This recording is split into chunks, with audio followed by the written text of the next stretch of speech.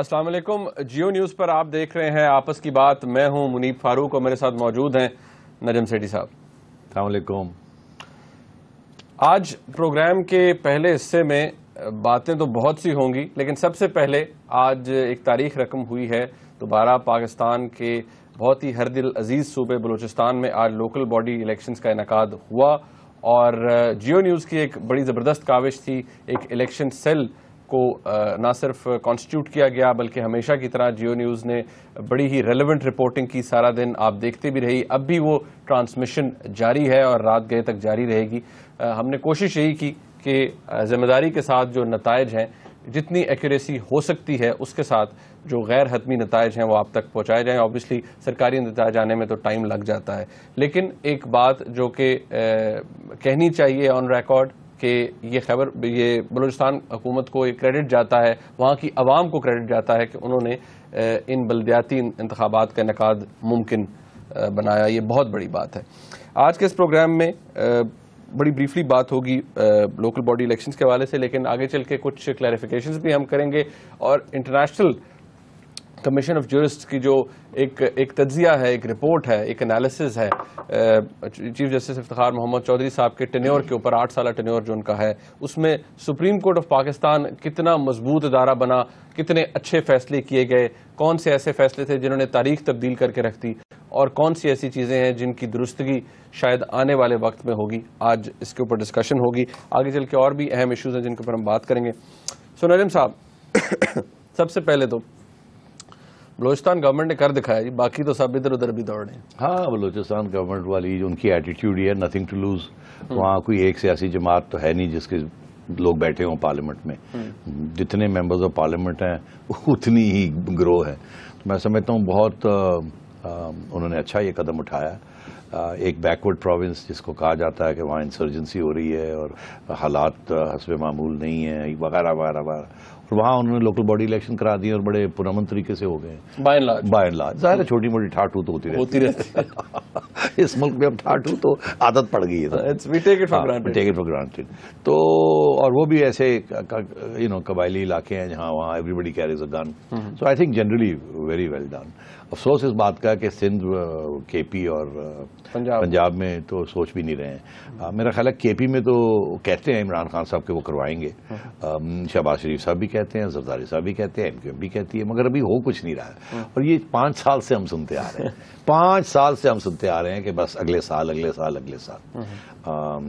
اور پہلے یہ کہ جی نان پارٹی، پھر عدالت نے یہاں کہا، لاہور ہائی کورٹ نے کہ جی یہ کیا ہو گیا، پارٹی بیس پہ کرائے نا، ذرا بچوں کر کے دیکھو ذرا. تو اب یہ تیاریوں میں ہے کہ کسی طریقے کے ساتھ یہ ہو جائے، بیکاز یہ اس سے بچنا تو ہے نہیں، ہونا تو پڑے گا.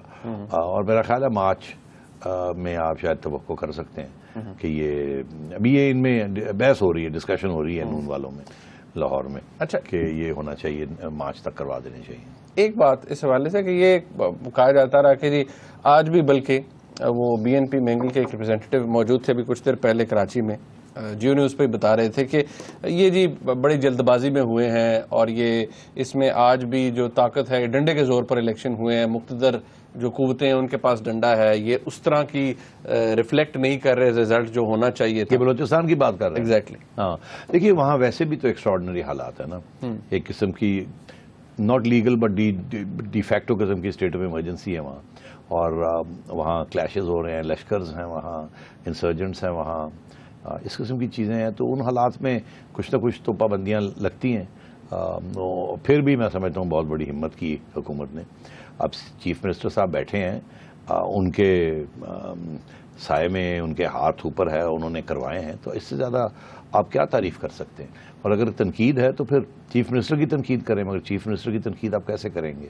چیف منسٹر صاحب تو ایک ایلیمنٹ کو ریپرزینٹ کرتے ہیں اور سب کے کنسنسس چیف منسٹر ہیں.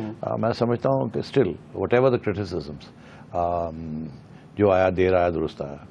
مین صاحب، ایک آخری سوال اس حوالے سے، کون سب سے زیادہ، دیکھیں چلے بلوچستان میں ہو گیا آج الیکشن، اللہ کا شکر ہے، چلیں باقی صوبوں میں بھی ہم امید کرتے ہیں ہو، یہاں ہم امید کرتے ہیں کہ ہو، توقع نہیں، اب امید ہے. ٹھیک ہے. تو یہ بتائیے کہ کون سا صوبہ یا کون سی صوبائی حکومت آپ کو لگتا ہے کہ وہ ریزسٹ کرے گی طاقت کو نیچے تک جانے میں یا ڈیلیگیٹ ہونے میں؟ وہ ریزسٹ کریں گے کہ نہیں، طاقت پروونشل گورنمنٹ کے پاس ہونی چاہیے، نیچے بس کوئی اتنا نہیں ہونا چاہیے؟ دیکھیے کے پی میں تو نہیں وہ ریزسٹ کریں گے، ان کی ایسی کوئی بات نہیں ہے. عمران خان صاحب جو کہیں گے وہ چلتا ہے. مگر پنجاب میں، پنجاب پروونشل اسمبلی، یہاں ضرور ریزسٹنس ہوگی، کیونکہ یہاں ان کے تھوڑا بہت انہیں خوف زدہ ہیں یہ کہ شاید پی ٹی آئی والے جو ہیں وہ نہ کوئی ووٹ شوٹ مل جائے ان کو، اور اگر پارٹی بیسڈ ہیں تو ووٹ شوٹ مل جائے گا تو پھر وہ یہ بھی سوال کھڑا ہو جائے گا نا پرانی الیکشن کے اوپر. تو اس لیے دو اینگلز تھے. ایک یہ کہ پاور ڈائلیوٹ ہو جائے گا اگر پی ٹی آئی کے ساتھ شیئر کرنا پڑا لوکل گورنمنٹ پہ، اور دوسرا یہ کہ اگر ٹھیک ٹھاک ووٹ پڑ گیا تو پھر لوگ پوچھیں گے کہ جی اس کا یہ مطلب ہے کہ الیکشن میں گڑبڑ ہوئی تھی. تو یہ اس وجہ سے یہ تھوڑے سے گھبرائے ہوئے. سندھ کے اندر دوسرا پرابلم ہے، M Q M and Peoples Party ایک زمانے میں اتحاد تھا، اب نہیں ہے بھی اور نہیں بھی ہے، چلتے بھی ہیں ساتھ، نہیں بھی چلتے. اور وہاں وہ ڈی لمیٹیشن اور یہ وہ، اور وہاں بھی شیئرنگ آف پاور ہے. میرا خیال ہے وہاں بھی وہ یہی زرداری صاحب یہ نہیں چاہتے کہ ایم کیو ایم کو سارا پاور چلا جائے، اسی لیے انہوں نے وہی 79 والا جو ہے اسی قسم کی، یہاں بھی 79 والے آرڈیننسز کی طرف جا رہے ہیں. تو اس لیے کوئی بھی شیئر نہیں کرنا چاہتا power at the end of the day. مگر یہاں کیونکہ پرابلم ہے، سندھ میں وہ پرابلم نہیں ہے نا. سندھ میں بڑی کلیئر کٹ ڈویژنز ہیں، آپ پارٹی بیس کرائیں یا نان پارٹی بیس کرائیں آپ کو وہی رزلٹ. کراچی میں ایم کیو ایم، وہاں کراچی میں بھی ایم کیو ایم ہے، کوئی تھوڑی بہت پی ٹی آئی بن جائے گی وہاں، اور حیدرآباد میں باقی جگہ پہ پیپلز پارٹی ہے. تو وہ کلیئر کٹ ہے وہاں. مگر یہاں پنجاب میں ایک کویسچن مارک ضرور کھڑا ہے. اور اب یہ جو نادرا کا ڈرامہ ہوا ہے سارا، اس کے اوپر بھی تو سوال کھڑے ہو گئے نا کہ یہ کیوں نہیں کروانے دے رہے چیکنگ آف تھم پرنٹس وغیرہ. اور کیونکہ عمران خان صاحب کی یہ کافی عرصے سے یہ ڈیمانڈ ہے کہ یہ کروایا جائے. تو یہ سارے ایشوز پنجاب میں کنٹروورشل بنتے جا رہے ہیں اور یہ امپیکٹ ہوگا ان کا. اچھا نعیم صاحب، before we go any further, ہم وہ انٹرنیشنل کمیشن آف جورسٹ کی بات کریں. کل ہم نے متحدہ قومی موومنٹ کے حوالے سے بات کی، وہ میں کلیریفیکیشن آپ نے کہا تھا، میں کلیریفیکیشن ایک دینا چاہ رہا ہوں. میں نے کل انور بھائی کا نام نہیں لیا. 70 ایئر اولڈ کی بات ہوئی، مگر میں نے نہیں کہا انور بھائی، مگر آپ نے ایک کلپ دکھایا تھا جس میں انور بھائی کا کوئی ذکر آیا تھا. اب وہاں سے لوگوں نے سوچا کہ شاید کلپ اس لیے دکھایا ہے کیونکہ انور بھائی کا نام ہے، اور جو میں اشارہ کر رہا ہوں، نام نہیں لے رہا ہوں، وہ شاید انور بھائی کی بات ہو رہی ہے جس کو گرفتار کیا اور پھر بیل آؤٹ ہوئے.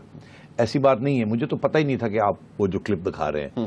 میں خود حیران تھا کہ آپ نے یہ کلپ دکھایا، کیونکہ میرے ذہن میں بالکل انور بھائی نہیں تھے. اب آپ کہیں کہ کون تھا وہ میں نام لے دیتا ہوں، مگر پھر یہ نہ ہو کہ آپ میرے گلے پڑ جائیں. میں گلے پڑ جاؤں؟ وہ مسئلہ یہ ہے کہ انور بھائی نہیں، طارق میر صاحب ہیں جو کہ اکاؤنٹنٹ رہے ہیں ایم کیو ایم کے. اب آپ نے مجھے فورس کر ہی دیا نام لینے، تو اب یہ نہ ہوگی یہاں بھی رہے ہیں پچھلے 10 ماہ سے وہ نہیں ہینڈل کر رہے، بیکاز میرا خیال ہے انہی کو انہوں نے اس وقت بھی انڈر کوشن کیا تھا.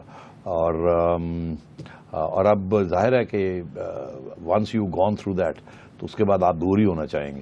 تو اب so he is the name that is coming up is Tariq Mir's, not Anwar بھائیز.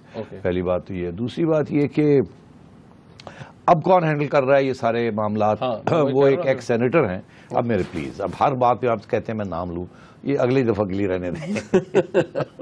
ایک ایکس سینیٹر ہیں ایم کیو ایم کے، وہ آج کل ذرا ہینڈل کر رہے ہیں یہ ساری چیزیں. مگر میں سمجھتا ہوں کہ وہ بھی ان کے اوپر بھی انکوائری ہو جائے گی کسی نہ کسی اسٹیج پہ، ان کی اوپر یا ان کے فیملی ممبرز کے اوپر جو کہ انگلینڈ میں ہیں. آلرائٹ، ٹھیک ہے. تو مطلب یہ چیز ابھی رکے گی نہیں، یہ منی لانڈرنگ میں. تو you stick to your stance کہ یہ دس ول گو اہیڈ، یہ آگے چلے گا معاملہ. اچھا نعیم صاحب، ایک بڑی آپ کو معلوم ہے کہ یہ سال ہی تبدیلیوں کا تھا اس لحاظ سے دیکھا جائے. الیکشن ہوئے، پریزیڈنٹ صاحب گئے، نئے پریزیڈنٹ آئے، آرمی چیف کی تبدیلی ہو چکی ہے بڑے احسن طریقے سے. اب سپریم کورٹ آف پاکستان کے اندر بھی چیف جسٹس تبدیل ہو رہے ہیں اور 12 دسمبر کو ریٹائر کر جائیں گے. ایک جو جنرل پرسیپشن یا ان کا کرٹیسزم ہوتا ہے وہ تو اپنی جگہ، لیکن انٹرنیشنل کمیشن آف جورسٹس بڑے ایمیننٹ لوگوں کا ایک فورم ہے. یہاں سے ایک اگر کوئی کامنٹ آئے، تجزیہ آئے، تو it carries a lot of weight. جی ہاں، یہ انٹرنیشنل جورسٹس ہی ہیں جنہوں نے بہت تعریف کی تھی لائرز موومنٹ کی, بڑی حمایت کی تھی, اور چیف جسٹس صاحب کو بڑے سپورٹر رہے ہیں, بہت سپورٹر رہے ہیں. اب یہ کوئی اگر دیکھا جائے تو ان ٹوٹل 100 پیج کی رپورٹ ہے, اس کے اندر بہت سی چیزیں ہیں, بہت سے اچھے اقدامات جو تھے چیف جسٹس صاحب کے, ان کو سراہا بھی گیا. چلیں اگر ہم اس کو تھوڑا پازیٹیو سائڈ سے اگر ہم شروع کرتے ہیں, سب سے بنیادی بات جو کہی گئی کہ افتخار محمد چودھری صاحب کے نیچے سپریم کورٹ بڑا مضبوط ادارہ بنا اور آئین کو پروٹیکشن دیا گیا اور بڑے ہی امپارشل طریقے سے قانون کا نفاذ عمل میں لایا گیا. ایک واچ ڈاگ بنا supreme court of Pakistan for all the institutions, اور ایک جوڈیشل ریویو کا جو پروسیس تھا اس کو بڑی تقویت ملی اس میں. اچھا, یہ ان پرنسپل تو میں اتفاق کرتا ہوں اس فائنڈنگ کے ساتھ, اس کنکلوژن کے ساتھ, کہ سپریم کورٹ جتنا آج انڈیپینڈنٹ ہے اتنا کبھی بھی انڈیپینڈنٹ نہیں تھا, اور اس میں چیف جسٹس صاحب کا بہت اہم رول ہے, اس میں تو کوئی شک نہیں. دوسری چیز یہ کہ بہت سے ایسے ایشوز کو اٹھایا جو کہ کبھی بھی ججز کتراتے تھے ایسے ایشوز کو اٹھانے میں, اسپیشلی مسنگ پرسن اور ہیومن رائٹس. اس کے اوپر جتنی داد آپ دے سکیں وہ کم ہے چیف جسٹس صاحب کو اور ان کے ساتھیوں کو. مطلب ہم جلدی یہ باتیں کر رہے ہیں, اس کے اوپر میں پورا ایک گھنٹہ بات کر سکتے ہیں چیف جسٹس صاحب کی کنٹریبیوشن ٹو ہیومن رائٹس. تیسری چیز یہ کہ انڈیپینڈنس آف جوڈیشری میں انہوں نے جس قسم کے فیصلے دیے جو کہ اب کاغذ کے اوپر اور آئینی طور پر ایٹ لیسٹ ملٹری انٹرونشن کو ایکسیپٹ نہیں کرتے, اور جس قسم کی سخت زبان استعمال کی وہ کبھی بھی آج تک نہیں ہوئی. حالانکہ ہوتا یہ رہا ہے کہ جب ملٹری پاور میں ہوتی ہے تو کوئی ججز ان کے خلاف بات نہیں کرتے, جب پاور سے باہر ہوتی ہے ملٹری تو پھر ججز ان کے خلاف بات کرتے ہیں. مگر یہ واحد شخص ہیں, واحد چیف جسٹس ہیں, واحد جج ہیں جنہوں نے ملٹری کے پاور کے دوران انہوں نے ایک تنقید کی اور انڈیپینڈنس کی خواہش ظاہر کی, جس کی وجہ سے پھر ان کی چھٹی کرائی گئی, اور پھر وہ لڑے اور وہ بیٹھ کے چپ کر کے بیٹھ نہیں گئے, ڈپلومیٹک اسائنمنٹ لے کے باہر نہیں چلے گئے, ایٹسیٹرا. تو اس میں بالکل 100% داد دینی پڑے گی آپ کو کہ he has done a lot for the independence of the judiciary and also to try and hold the armed forces responsible. یہ انہوں نے کوشش ضرور کی ہے. اب کس حد تک یہ کامیاب ہوئے ہیں وہ الگ سوال ہے, کیونکہ وہ بہت مشکل سوال ہے. کوئی بندہ راتوں رات آرم فورسز کے خلاف ان کو اکاؤنٹیبل کرنے میں کامیاب نہیں ہو سکتا. 60-70 سال لگ گئے ہیں, 65 سال لگ گئے ہیں ان کی ایک آرم فورسز جو ہے بین ان اکاؤنٹیبل, تو ان کو آپ 3-4 سال میں اکاؤنٹیبل نہیں کر سکتے. اور وہ بھی اس قسم کے حالات میں جہاں کی گورنمنٹ جو ہے وہ اتنی ڈیسٹیبلائزڈ ہے فار ون ریزن اور انادر, اور اچھا پرفارمنس نہیں ہو رہا, اور سپریم کورٹ کی جھگڑا ایگزیکٹو کے ساتھ بھی چل رہا ہے. یا تو نا ایگزیکٹو, سپریم کورٹ, میڈیا سارے ایک ہی صفحے پہ ہوں تو پھر تو آپ فوج کے ساتھ نیگوشیٹ کر سکتے ہیں کہ تھوڑا پاور کم کریں, مگر جب آپ آپس میں بھی لڑ رہے ہوتے ہیں تو اس میں بہت مشکل ہوتا ہے. تو اس لیے یہ زیادہ داد دینی پڑے گی کہ اکیلے کھڑے ہو کے supreme court under the chief justice, let's say a group of 5, 6, 7, 8 judges, the core judges, جنہیں کہتے ہیں نا when guard of the judiciary, انہوں نے اس میں ایکٹیویزم کی ہے اور دلیری کے ساتھ ڈٹے رہے ہیں, اور آج تک وہ اس کے اوپر ڈٹے ہوئے ہیں. اچھا, so you have to give them credit for that. Okay, یہ جو کہتے ہیں چینج آف کورس جو پورا ہوا, یہ آپ سمجھتے ہیں اس پوائنٹ کو کہ جہاں پر افتخار چودھری صاحب کو پہلی دفعہ ڈپوز کیا گیا, یا یہ ایمرجنسی کے بعد جو ایک پوری موومنٹ چلی جس میں سارا زور ہوا, ریسٹوریشن ہوئی, یا یہ جو آپ پہلا فیس؟ نہیں, دیکھیے وہ تو انڈیپینڈنٹ جوڈیشری کی خواہش تو اظہار کر چکے تھے اور ایسے کام بھی کر رہے تھے چیف جسٹس, جس کی وجہ سے پرابلم بنا. پھر اس کے بعد پھر جدوجہد کی, لائرز کو ساتھ لیا, سیاسی جماعتوں کو ساتھ لیا, اور یہ سب کچھ ہوا. تو یہ سلسلہ تو کب سے چل رہا ہے, مگر جب یہ چیف جسٹس بنے اس کے بعد انہوں نے بڑی سپیڈ کے ساتھ قانون سازی کی. اب قانون سازی جو ہے وہ آئین میں ان کا نہیں ہے, قانون سازی انہیں نہیں کرنی چاہیے, قانون سازی بھی کی انہوں نے, مطلب جسے ہم کہتے ہیں ججمنٹ لا, ججمنٹ لاز. اب اس میں فرینکلی کہیں تو اچھی چیزیں بھی ہو گئی ہیں دھکے میں, اور کہیں بری چیزیں بھی ہو گئی ہیں, مگر ان پرنسپل یہ نہیں کرنا چاہیے تھا. ریویو ضرور کرتے, مگر آئین کو کہ دائرے اپنے دائرے سے ہٹ کے بہت آگے جانا, یہ پھر آگے تنقیدی جائزہ جب آپ لیں گے تو اس پہ یہ آئے گا.